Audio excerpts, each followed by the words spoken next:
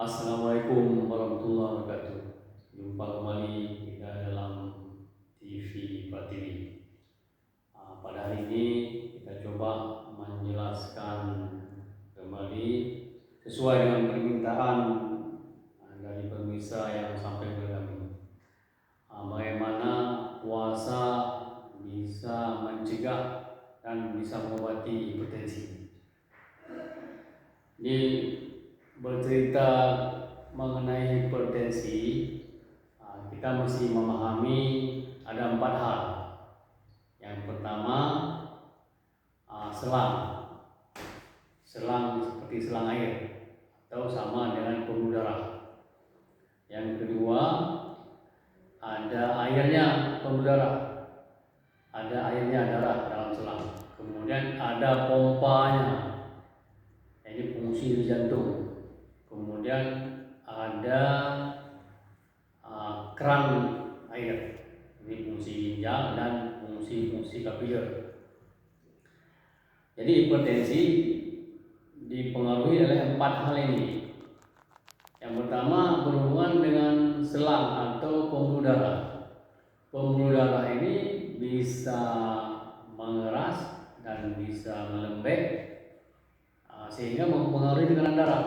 Hal-hal yang menyebabkan pembuluh darah ini mengeras sehingga menyebabkan tingginya tekanan darah bisa karena selangnya mengecil, bisa juga karena terjadi pengecilan dari lubang daripada selang. Ini bisa menyebabkan hipertensi. Bisa juga karena pengaruh pengerasan ini karena perserapan. Jadi banyak hal yang mempengaruhi sehingga selang menjadi kecil sehingga meningkatkan tekanan darah. Kemudian yang kedua berhubungan dengan volume dari darah yang ada di pembuluh darah. Jadi pembuluh darah ini bisa dia meningkat ataupun berkurang. Saat volumenya penuh, otomatis tekanan di pembuluh darah akan tinggi. Kalau volume darahnya berkurang, menyebabkan tekanan menjadi rendah. Kemudian yang ketiga berhubungan dengan pompa jantung. Ini jantung juga ini tergantung dari kondisi pompa di jantung. Jadi saat jantung memompa itu sistolnya normalnya 120. Saat rileks jantungnya 80. Itu normalnya. Jadi yang dikatakan hipertensi ini berarti tekanan saat pompa jantung di atas 140 ataupun saat rileks di atas 90. Kemudian yang keempat berhubungan dengan kerannya ginjal. Apakah ada terjadi gangguan di ginjal saat pengeluaran air sehingga menyebabkan air tetap menetap di dalam pembuluh darah sehingga menyebabkan tingginya tekanan darah. Jadi penanganannya disesuaikan dengan penyebabnya. Kalau yang pertama karena terjadi penyempitan pembuluh darah, tentunya hal ini kalau secara medis akan diberikan obat-obat untuk melebarkan pembuluh darah. Kemudian kalau di luar itu tentunya ada hubungan dengan stres. Stres bisa menghasilkan hormon yang bisa menyebabkan dinding tulang mengecil. Kemudian cairan ataupun darah ini bisa meningkat volumenya juga berhubungan dengan makanan. Makanya yang pertama karena garam. Kalau terlalu banyak mengonsumsi garam ini bisa menahan air di dalam darah sehingga terjadi peningkatan tekanan gula darah. Kemudian tingginya kadar gula.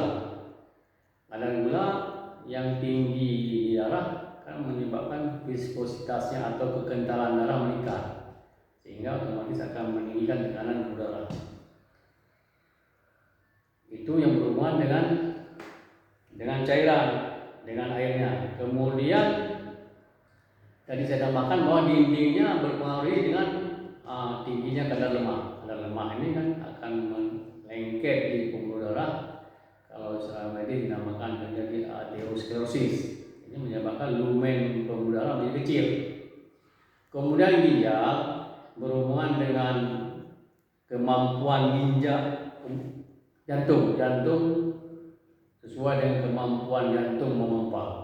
Ini kemampuan jantung ini juga berhubungan dengan kondisi cairan dan dinding pembuluh darah.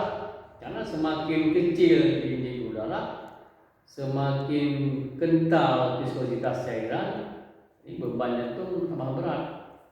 Sehingga ini mempengaruhi untuk pompanya, juga mempengaruhi untuk tekanan darah.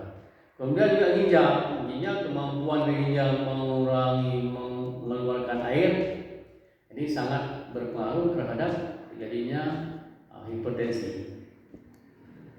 Jadi dihubungkan dengan berpuasa, di samping mungkin selama ini penanganan dengan obat-obat medis, obat yang melebarkan pembuluh darah, obat diuretik yang mengeluarkan air.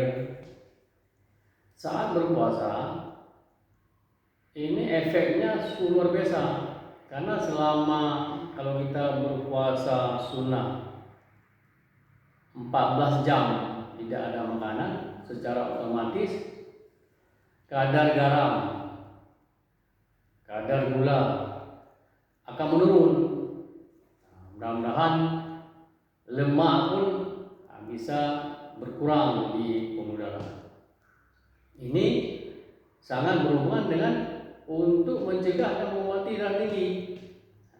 Jadi harapan puasanya dirutinkan sehingga kelebihan lemak yang tertimbun di pembuluh darah dan di organ-organ kita bisa terus berkurang karena terjadi switching metabolik dari karbo ke lemak saat tidak ada makanan.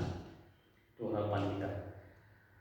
Kemudian puasa ini sebaiknya berapa hari dilakukan?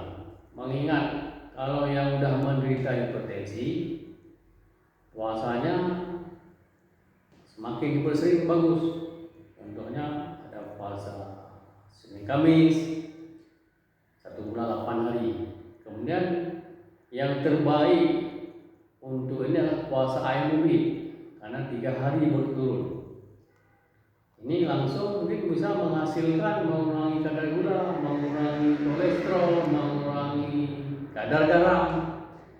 Dengan catatan saat berbukanya juga membatasi konsumsi garam, gula simplek, kemudian juga karbo yang lemak-lemak yang kurang baik.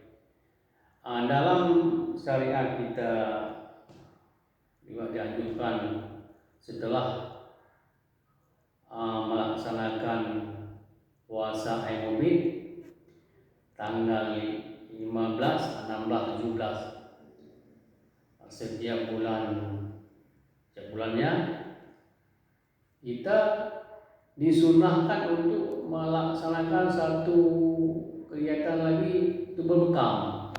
Ini sunnahnya berbekam tanggal 17 atau 19 atau 21, tanggal-tanggal ganjil. Tujuannya apa? Setelah kita berpuasa 3 hari ayam ubi, semua kelebihan-kelebihan yang ada di badan kita otomatis akan dikeluarkan, akan dipakai untuk diubah menjadi kalori. Ada perubahan kalori dari karbo ke lemak. Di sisa-sisa metabolisme ini akan tertimbun di kapiler.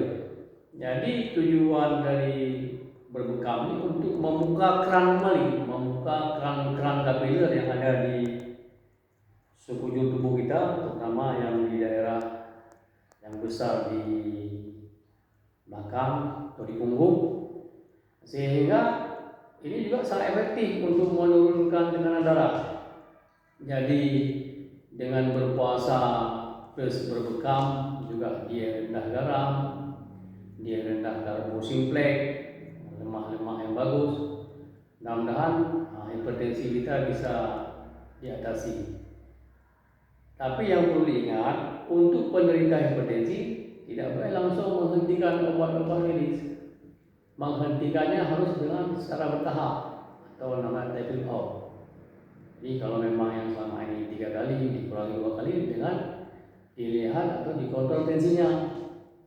Jadi harapan kita dengan informasi ini kita bisa berbagi yang selama yang ketergantungan dengan obat-obat, nanti lama-lama dengan mengubah pola perilaku dengan sering berpuasa dan mengubah pola makan, tidak bergantung lagi dengan obat yang sifatnya kimia. Ini sebenarnya akan lebih baik untuk kita. Saya rasa ini cukup jelas, mudah-mudahan ada manfaatnya. Kita bisa jumpa kembali nanti dalam kesempatan lain. Selamat menikmati suasana sorenya. Jumpa kembali di TV TV dalam kesempatan berikutnya dalam info-info sehat yang bisa bermanfaat. Demikian saja. Wabillahi taufiq wal hidayah. Assalamualaikum warahmatullahi wabarakatuh.